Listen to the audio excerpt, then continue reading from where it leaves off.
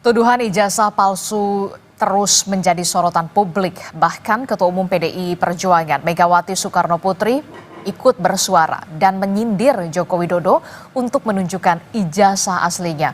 Penyelidikan polisi juga terus berlanjut. Lalu pertanyaannya, mungkinkah penegak hukum mampu membuktikan keaslian ijazah Jokowi?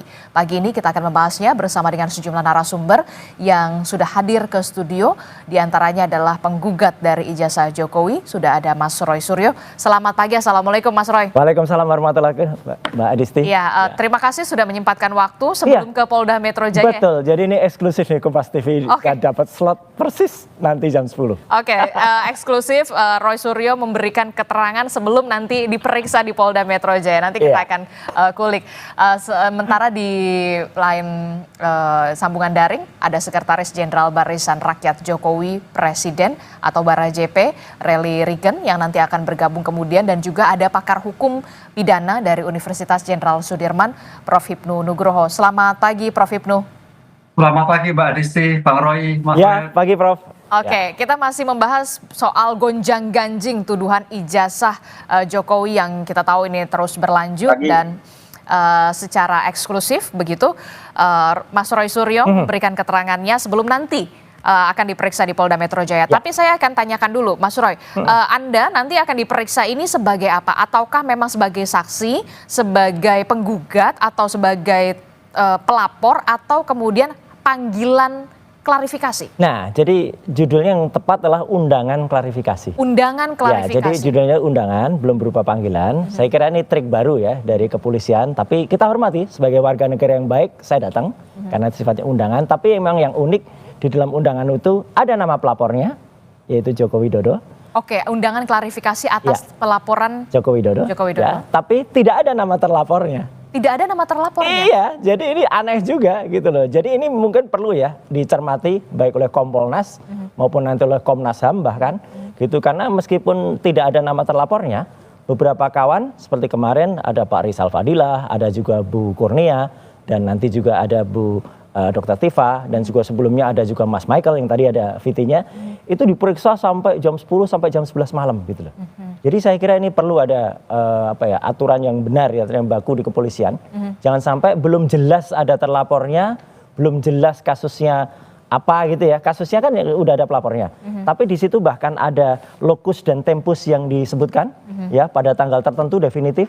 Tapi pertanyaannya muter sampai ke jagat muter sana, dan ini saya kira nggak betul ya. Saya kira Kompolnas dan juga mungkin Propam atau bahkan Komnas HAM belum mencermati, karena tidak boleh warga negara biasa yang belum jelas diadukannya terlapornya siapa kok dia diperiksa sampai tengah malam. Tapi kalau kemudian Anda menyatakan tidak ada nama terlapornya, berarti tidak ada nama Anda di kolom terlapornya. Tidak ada. Tapi Anda akan tetap memenuhi sebagai warga negara yang baik, dan nanti akan saya sampaikan saya sebagai apa. Kalau itu sebagai terlapor ya berhak saya untuk tidak kemudian meneruskan ya keterangan, atau selaku misalnya saksi, tapi saksi atas nama siapa? Kalau itu misalnya atas nama saudara kita, kan kita nggak boleh bersaksi. Jadi buat apa berpanjang-panjang?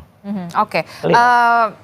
Tapi sebelumnya sudah adakah kemudian komunikasi dengan pihak kepolisian terkait dengan untuk menanyakan loh kok ini tidak ada nama terlapornya? Tidak apa-apa, karena mereka mengatakan datang aja Pak. Oke, kalau datang ya saya datang ya sebagai warga, sekali lagi sebagai warga negara baik. Jadi supaya tidak ada kasihan kan kayak rekan Abraham Samad ya, sampai detik ini Mbak itu belum terima undangan baik melalui WA tapi sudah disebut mangkir. Ini kan nggak bagus juga lah. Rekan Resmon saya kira juga dokter Resmon, saya juga mendapatkan info beliau tuh belum dapat panggilan, jangankan fisik, WA pun belum ada. Tapi kalau nanti disebut dia sudah dipanggil. Tapi Anda sudah di WA? Kalau saya sudah terima WA, dan kemudian ditanya apakah bersedia datang, saya bersedia, nggak ada masalah. Tapi Anda sempat menanyakan mengapa kemudian tidak ada terlaporan namanya saya? Belum ketemu. Nanti pada saat ketemu dengan penyelidik atau dengan pemeriksa atau pengundang ya, saya sebut pengundang karena suratnya undangan, itu saya akan tanyakan. Oke, seorang Roy Suryo nanti akan ke Polda Metro Jaya untuk memenuhi undangan klarifikasi. Betul. Pada pukul 10.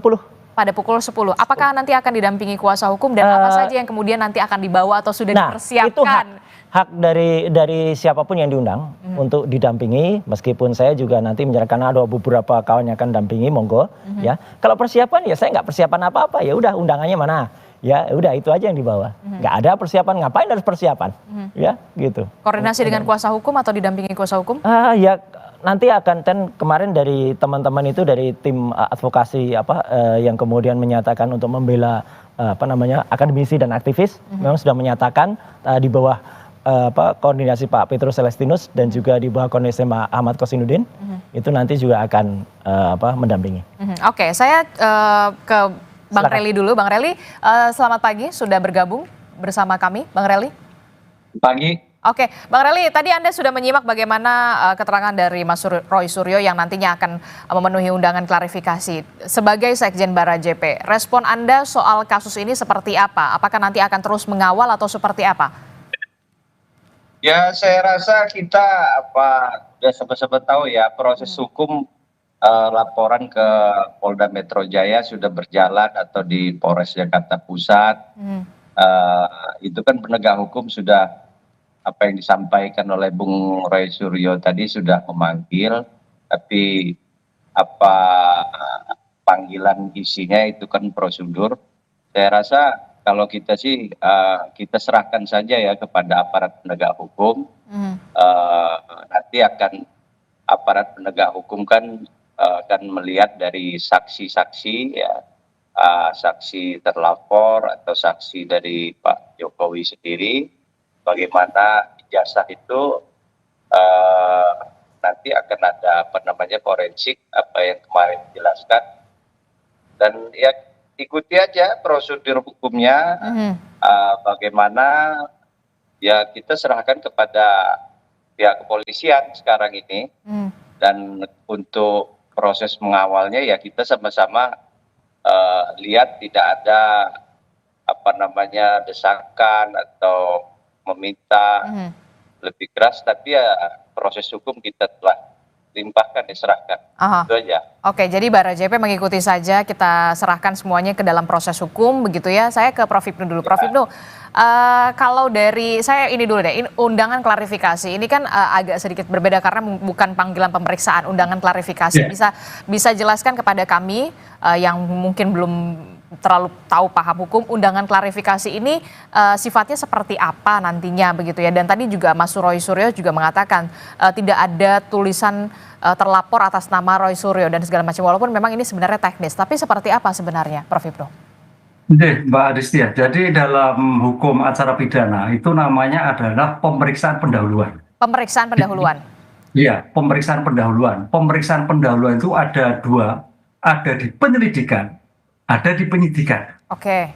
Nah, hari ini kalau bahasanya klarifikasi, tampaknya masih penyelidikan. Apa itu penyelidikan? Adalah tindakan penyelidik untuk mengetahui suatu peristiwa. Apakah ini peristiwa pidana atau tidak? Nah, itu. Kalau ini bukan peristiwa pidana, berarti selesai. Tapi kalau nanti peristiwa pidana naik, dipanggil menjadi saksi. Nah, itu sudah jelas nanti kalau sudah sidik, karena sidik itu adalah suatu peristiwa tindakan penyidik untuk mengumpulkan barang bukti guna menentukan tersangka. Jadi begitu sudah ada pemeriksaan, penggeledahan, kemudian barang bukti baru penentukan tersangka. Itu sudah penentuan panggilan sebagai saksi. Nah, sekarang tampaknya pandangan kami masih penyelidikan atas laporan seseorang. Sehingga peristiwa ini peristiwa pidana atau bukan peristiwa pidana, begitu. Oke, jadi memang ini adalah pemeriksaan pendahuluan. Tapi kemudian di sana tertera jelas pelapornya Joko Widodo, kemudian terlapornya masih kosong. Nah, ini gimana nih secara technically?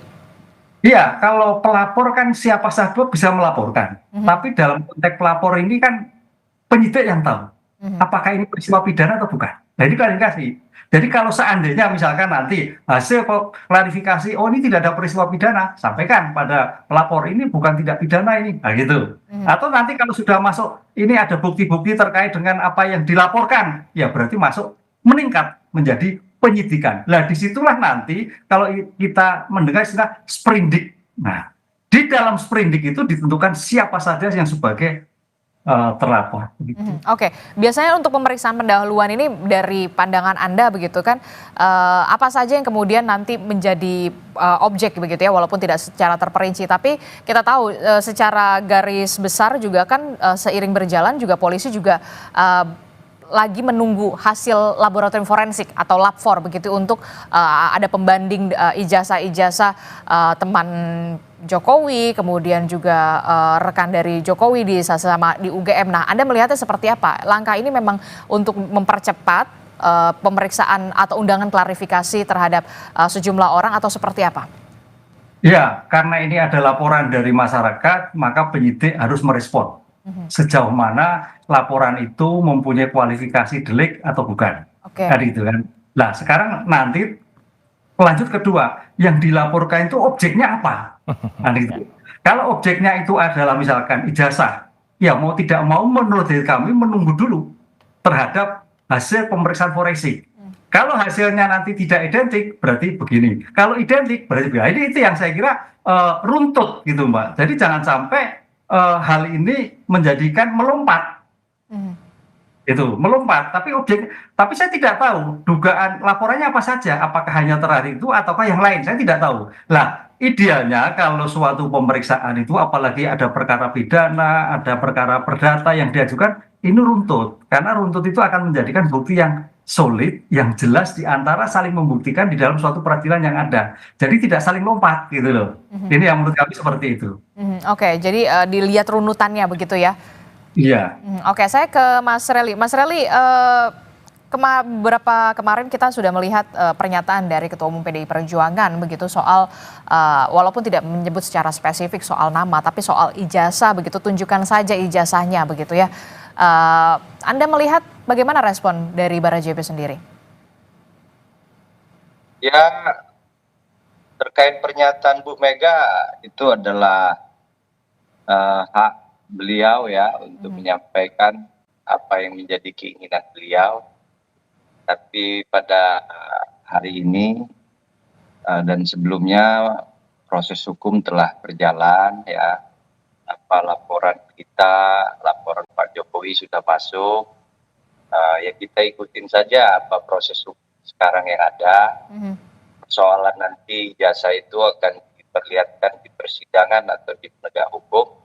Nanti biar masyarakat sama-sama melihat itu, dan ini agar menjadi pembelajaran bagi kita semua, masyarakat Indonesia khususnya, bahwa ada spesifikasi atau profil hak-hak masyarakat atau rakyat siapapun untuk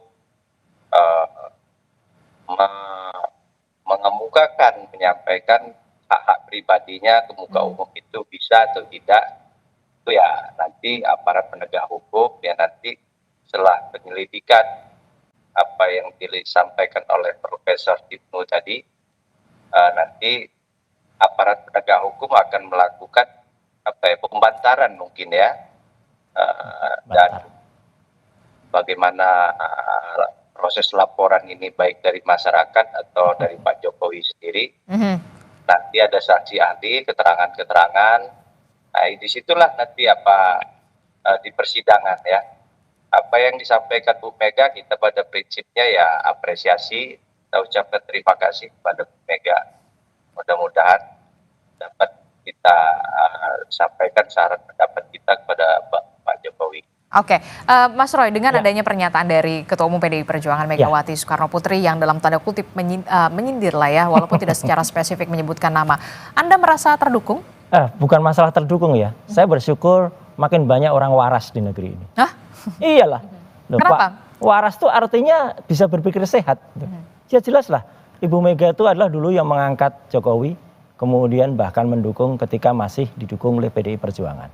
Artinya itu adalah nasihat yang sangat bagus dari orang yang pernah mengangkat Jokowi gitu loh. Kalau kemudian yang diangkat tidak merasa, ya itu kan kayak malin kundang aja gitu berarti kan. Gitu. Jelas betul nih statement dari Ibu Mega, dan saya kira statement dari mostly ya orang kan udah banyak sekali. Saya kira Mbak Adisti dan pemirsa Kompas TV kan bukan hanya dari Ibu Mega statement semacam ini.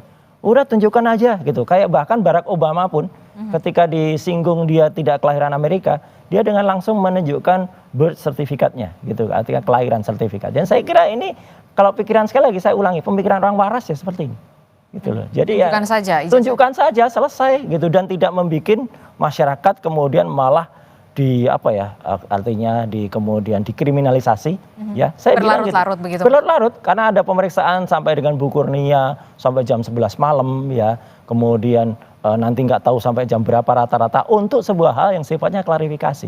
Dan sekali lagi tadi ada kalimat yang menurut saya sampai tersenyum, ya, ada istilah pembantaran. Itu pembantaran tuh orang yang sakit kemudian dibantarkan ke rumah sakit gitu lah dalam sebuah pemeriksaan. Ini jauh sekali dari situ. Jadi artinya sekali lagi kalau soal Bu Mega, ya, kalau dia itu merasa bahwa dia dulu pernah dibesarkan dan dia tidak menjadi malin kundang, harusnya dia ikut saran dari Bu Megawati. Oke, tapi apa yang kemudian menjadi keyakinan Anda dan juga bersama rekan-rekan yang lain begitu yang juga kemarin juga sudah memenuhi undangan klarifikasi kalau ini ada yang dalam tanda kutip dugaan seperti tuduhan Anda begitu ya, ada yang tidak beres begitu. Iya, karena nggak beresnya begini.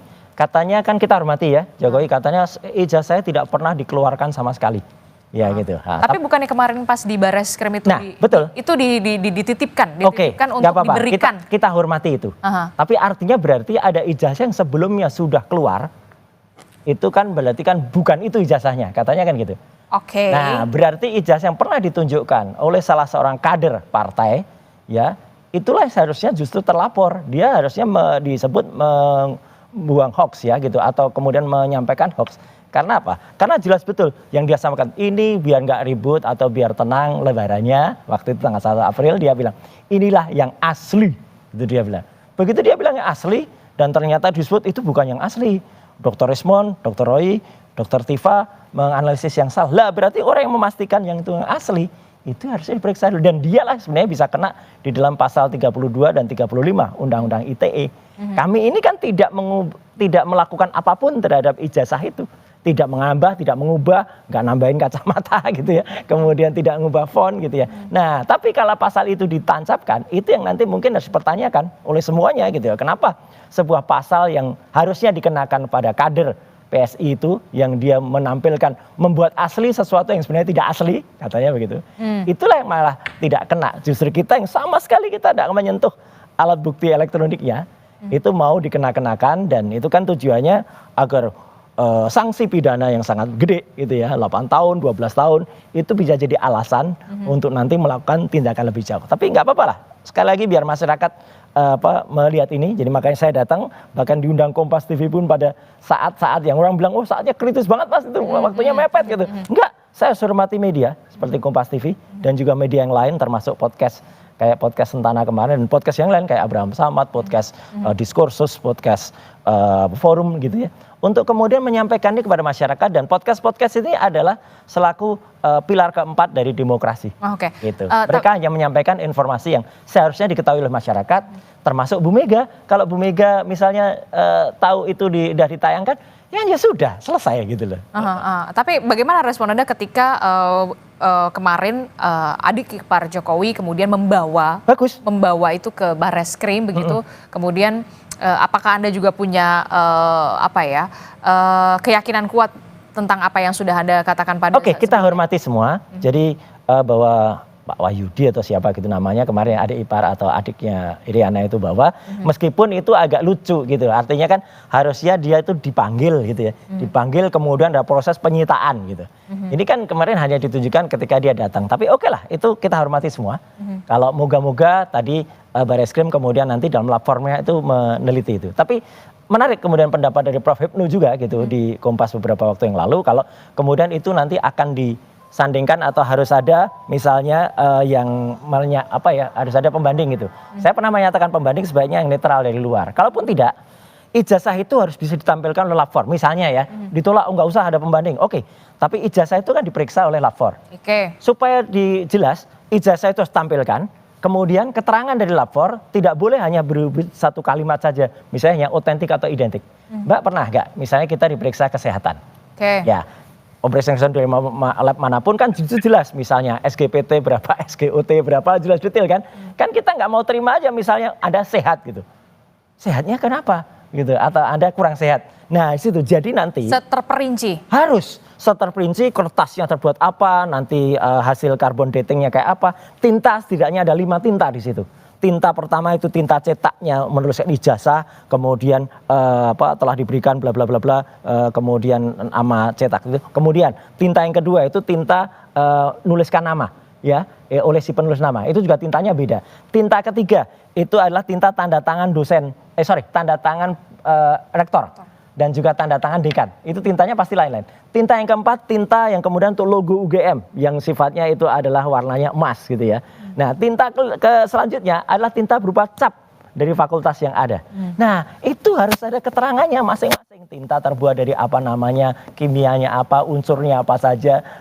Kalau tidak serinci itu, ya, kalau kemudian tidak ada pembanding, ya, masyarakat akan menilai ini pemeriksaan lab 4 kok kayak gini gitu, kok abal-abal gitu loh. Tapi kalau itu ada, saya hormati lab 4, ya gitu, dan biarkan itu akan menjadi diskursus di masyarakat. Oke, baik. Secara terperinci harus benar-benar secara transparan, detail begitu ya, disampaikan kepada masyarakat. Tapi kemudian yang jadi pertanyaan Prof. Hipnu, kasus semacam ini bagaimana sebenarnya nanti mekanismenya begitu? Apakah dimungkinkan apa yang disampaikan oleh seorang Roy Suryo, pihak kepolisian akan secara detail begitu ada pembandingnya begitu, menyampaikan soal bagaimana hasilnya, tidak hanya otentik atau tidak otentik begitu ya, tapi juga secara terperinci dijelaskan kepada publik secara gamblang begitu, jadi kemudian tidak berlanjut dan tidak berlarut-larut. Mungkinkah demikian bisa nanti akan dilakukan oleh polisi? Tapi jangan dijawab dulu Mas Hipnu, kita akan kembali usai jeda dan temukan jawabannya sesaat lagi.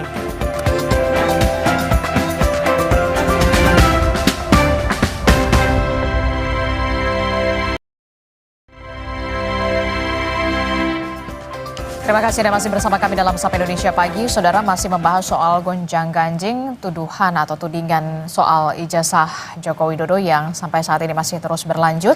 Dan rencananya memang Roy Suryo yang hadir di pagi hari ini pada pukul 10 pagi nanti akan memenuhi undangan klarifikasi dari penyidik Polda Metro Jaya. Saya masih meneruskan dialog saya bersama dengan Mas Roy Suryo, kemudian ada Prof. Hipnu dan juga Mas Rigen.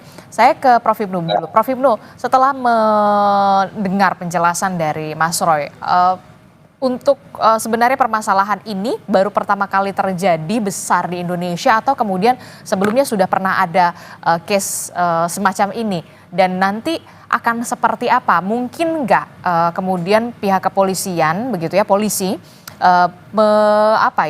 menyampaikan secara gamblang dan secara terperinci detail hasil laboratorium forensik, ataukah cuma nantinya hanya otentik atau tidak otentik?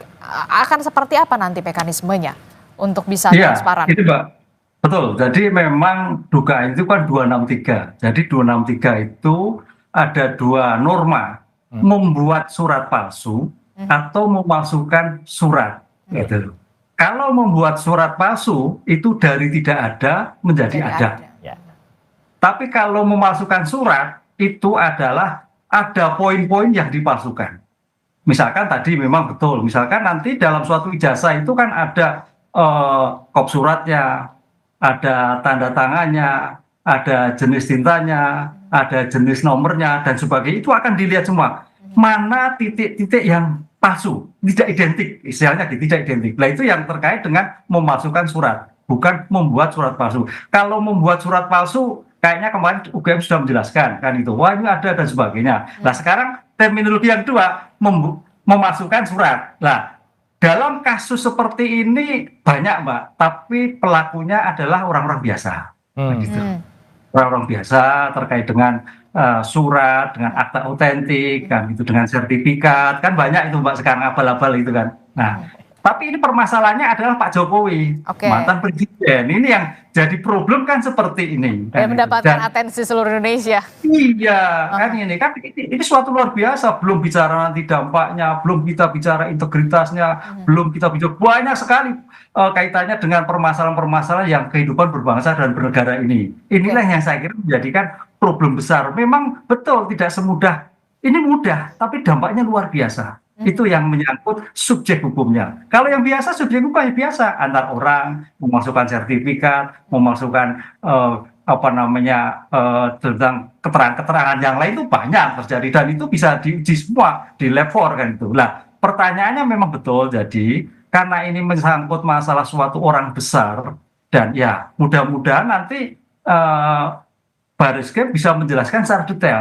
Dan ini saya kira Bang Roy nanti bisa menanyakan kembali kenapa seperti ini, angkanya seperti ini kan itu. Ya. Karena dalam putusan Mahkamah Konstitusi itu memang setiap saksi, tapi di persidangan ya nanti ya, setiap saksi yang diminta baik oleh penuntut umum, baik oleh penasihat hukum, hakim wajib memanggilnya untuk bisa menjelaskan dari kalimat-kalimat yang sedang diperiksa. Ini yang saya kira objektivitasnya nanti ke sana. Mudah-mudahan nanti objektif sehingga menjadi terang benderang permasalahan seperti ini gitu, Mbak. Atau kemudian dengan kata lain begini, membuka forum begitu ya ketika ada Mas Roy Suryo, kemudian ada Pak Jokowi dan juga beberapa ahli, mungkin tidak masuk sampai ke ranah pengadilan begitu, cukup sampai di pembuktian, klarifikasi lah ibaratnya, mungkin nggak semacam itu, atau kemudian ada hal yang lain begitu untuk treatment untuk yang ini gitu loh, secara hukum. Iya, kalau sekarang itu penegak hukum kan mencoba alternatif penyelesaian yang tepat, cepat, dan gitu kan, tepat dan cepat. Nah, oleh karena itu seperti sampaikan Bu Megawati, kalau sudah disahkan semua lihat sudah selesai, kan gitu kan. Saya kira ini buktinya ke sana. Jadi kalau sudah diserahkan, kemudian semua pihak melihat dari pihak-pihak yang terkait tergugat sudah clear lah, sudah asli. Kenapa mesti sampai pada suatu tindakan yang lain? Ini yang kira suatu yang gampang, tapi karena menyangkut subjek orang besar yang menjadikan seperti ini. Apalagi memang kemarin tidak segera disampaikan. Ya. Lupa kalau segera disampaikan mungkin tidak sampai berkepanjangan seperti ini. Itu, Mbak. Oke, jadi sebenarnya bisa lebih cepat begitu ketika bisa segera Iya. disampaikan gitu, biar bisa tidak berlarut-larut begitu ya. Betul, sampai Bu Megawati seperti jelas itu sudah masa sepele kok seperti itu. Iya. Tapi luar biasa. Ini kalau sampai terjadi seperti itu, Mbak. Oke. Karena orang besar gitu. Iya. Saya meminta respon dari Barajp dulu deh. Gimana ini sebenarnya kan sesimpel itu aja gitu, ditunjukkan tidak sampai berlarut-larut begitu, tidak memakan waktu, ditunjukkan saja, diperlihatkan kalau memang benar, kebenaran itu memang nyata adanya begitu. Respon Barajp. Ya, sebetulnya kan ini sudah lama ya apa yang disampaikan oleh Bu tadi.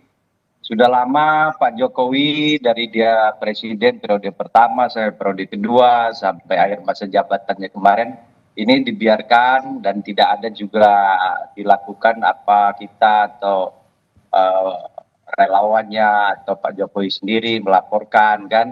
Artinya itu hak pribadi beliau dan untuk menyampaikan memperlihatkan bahwa ijazah beliau itu sudah dilakukan dari beliau sebagai wali kota, sebagai gubernur, itu waktu itu Pak Roy Suryo itu Pak Menteri waktu itu, waktu Pak Jokowi gubernur, terus presiden, dan itu ada proses yang dilakukan tahapan-tahapan baik di KPU ya ataupun di kepolisian untuk mengurus pencalonan beliau. Jadi saya rasa keabsahan itu yang bisa menyatakan apa yang disampaikan Pak Jokowi waktu itu, yang berhak itu saya untuk menyampaikan atau tidak itu saya, atau saya akan sampaikan itu, yang meminta tuh nggak boleh.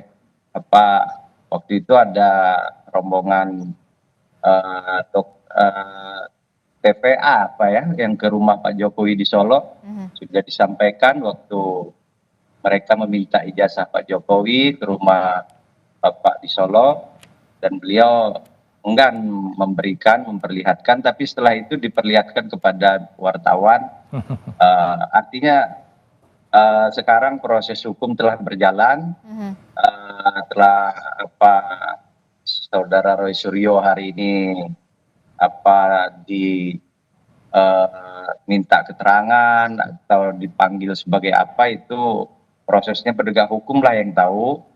Untuk tanggapan kita dari Barajp, ikutin saja, dan kalau memang merasa itu salah atau benar, apa salahnya sih kita minta maaf. Ya saya rasa nggak ada ya, kita ini juga sama-sama warga negara yang baik. Pak Roy Suryo juga, apa yang didaung-daung Pak Suryo dan kawan-kawan, Jadi kalau memang dapat keterangan dari unggahan atau pernyataan Ya, kita kan manusia biasa ya, Aha. tapi kembali lagi kepada Roy Suryo dan kawan-kawan. Jadi Mungkin Anda menginginkan seorang Roy Suryo ketika memang ada kesalahan begitu meminta maaf secara langsung begitu atau kemudian di depan publik begitu, Bang ya, Roy? saya tidak sampai ke pernyataan sejauh ini ya, kalau tidak Roy Suryo dan kawan-kawan itu merasa bahwa ini mereka kan mendapat unggahan dari saudara Sandi ya Nah, itu sebelum di justru dan dia itu yang salah. saya rasa yang disampaikan Bu Mega itu kan saran pendapat yang bagus. Nah, sekarang Roy Suryo dan kawan-kawan, ya kita sama-sama manusia biasa. Roy Suryo ini mantan pejabat, mantan tokoh, Pak Jokowi juga presiden 2 periode. Sebetulnya ini karena ada keinginan untuk menyampaikan ini mungkin beda caranya ya. Saya rasa hal-hal seperti ini tidak perlu diulangi lagi lah. Cukup sampai di sini buat pembelajaran. Mhm. Nah, sekarang apa yang dihadapi ya hadapin aja dulu ya. Tapi ya jangan terus kita seolah-olah kita menyatakan diri kita betul, benar. Ya seperti apa yang dikatakan Prof. Hipnu tadi ya, itulah proses hukumnya. Nah, saya Oke. dengar ya berapa hari ini, Mhm. ya jangan kita ego ya saling. Jadi saya rasa Pak Jokowi juga mantan kepala negara, mantan presiden ya. Mudah-mudahan ya beliau, tapi bagaimana itikat baik dari kawan-kawan lah. Itu saja Oke. saran pendapat saya bagi kawan-kawan yang masih belum puas. Oke, silakan Mas Roy. Iya. Mas Roy. Saya kira nggak apa-apa kalau real ya, itu artinya siapa tahu ya, justru misalnya Kalau memang ada kekeliruan, kalau ada kekeliruan bukannya Anda bersedia untuk bukan menyampaikan kalau permintaan maaf? kekeliruan, tapi insya Allah kalau memang itu yang kami teliti ya, jelas-jelas itu adalah fake dokumen ya. Ternyata kalau yang diunggah yang diunggah oleh Sandi ya itu. Oke. Nah, ternyata kalau misalnya Sandi mengunggah dokumen salah, dia juga harus yang minta maaf. Tapi kalau ternyata dokumen itu ternyata yang salah adalah yang punya Pak Jokowi, ya Pak Jokowinya juga harus minta maaf, gitu. Kan clear aja, kita kan katanya semua equality before the law, semuanya sama di muka hukum. Tapi juga demikian juga ketika pemeriksaan ini, juga sekali lagi saya sampaikan dari Pak Ahmad Kosinudin ya selaku tim kami itu juga mengatakan ini benar-benar pemeriksaan yang di luar batas gitu loh. Kenapa di luar batas? Ya karena baru pada tahap klarifikasi saja undangan itu sudah sampai saksi itu diperiksa ibu-ibu loh ini ya, Bu Kurnia tuh dari jam 10 pagi sampai jam 11 malam gitu kan. Udah kayak sifatnya udah kayak tersangka saja gitu ya gitu kan. Jadi artinya tidak clear, sedangkan yang pelapornya itu Mbak, itu baru melaporkan dan hanya 2 jam kemudian katanya sudah cepat sekali gercep dan belum ada satu saksi pun dari pihak pelapor itu yang diperiksa.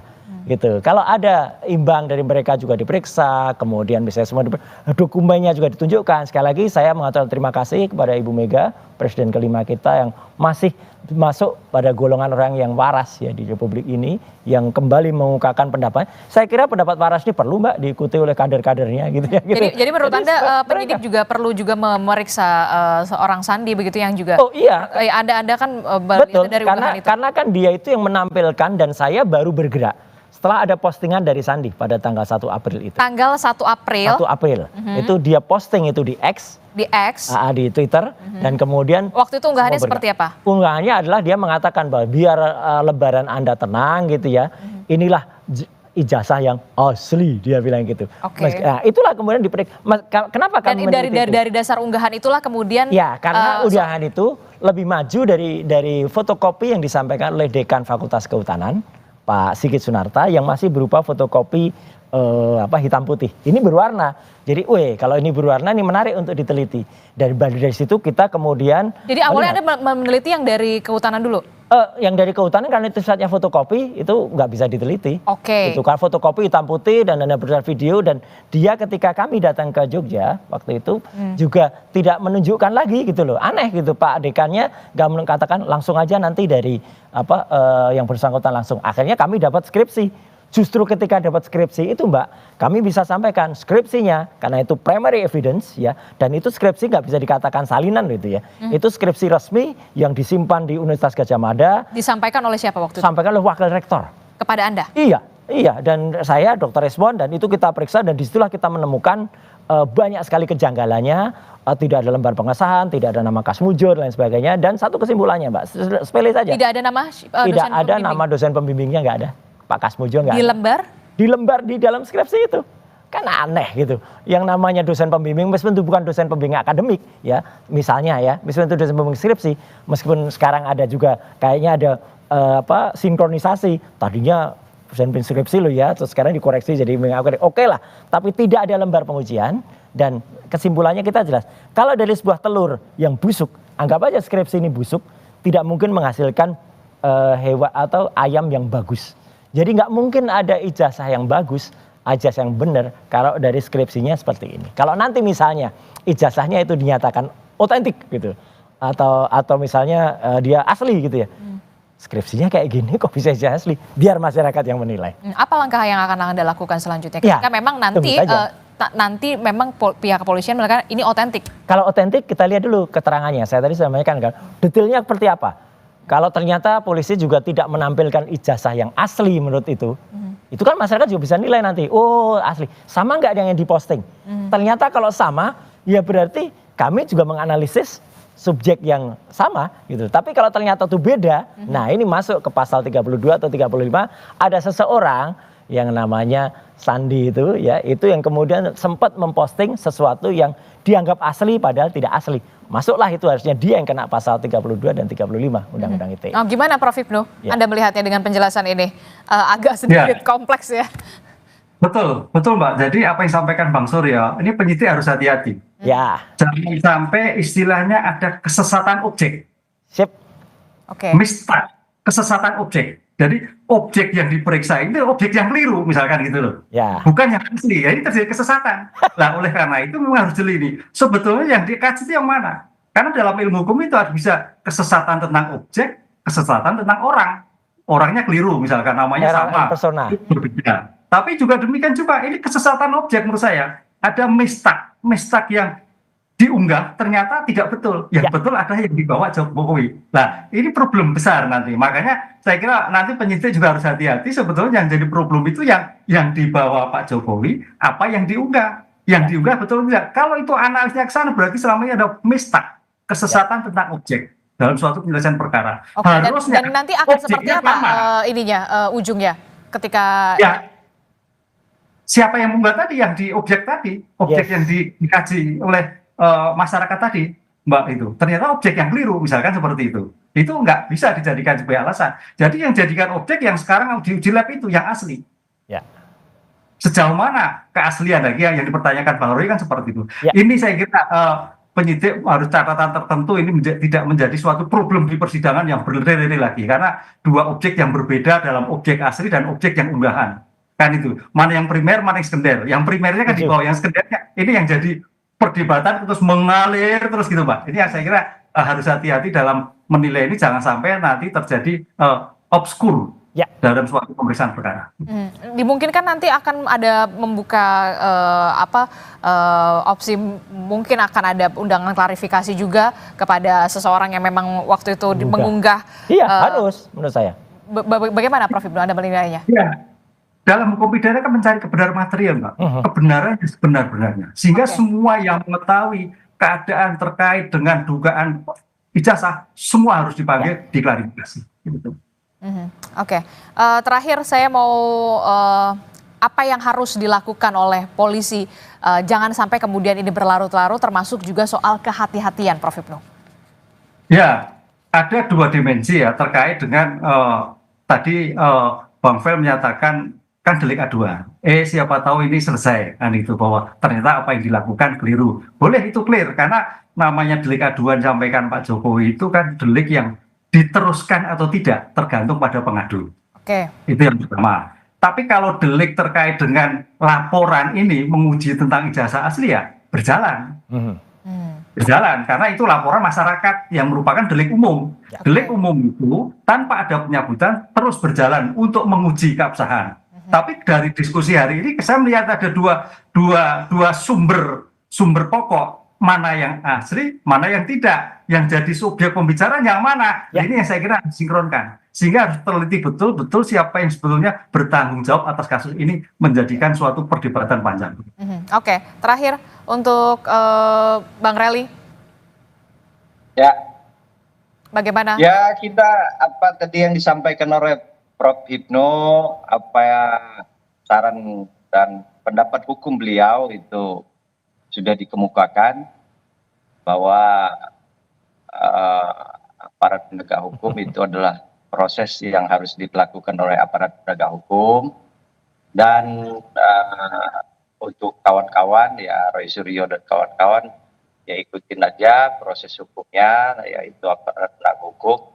Dan kalau ada itikat baik mengenai yang asli atau tidak asli itu, saya rasa hal manusiawi ya, kalau Pak Suryo bisa juga nanti menyampaikan permintaan maafnya, baik secara lisan, elektronik, atau, dan kalau apa namanya proses hukum, kalau kita sudah serahkan kepada pihak kepolisian ya, jadi untuk pembuktian atau di persidangan itu adalah menjadi ranahnya penegak hukum. Betul. Itu aja.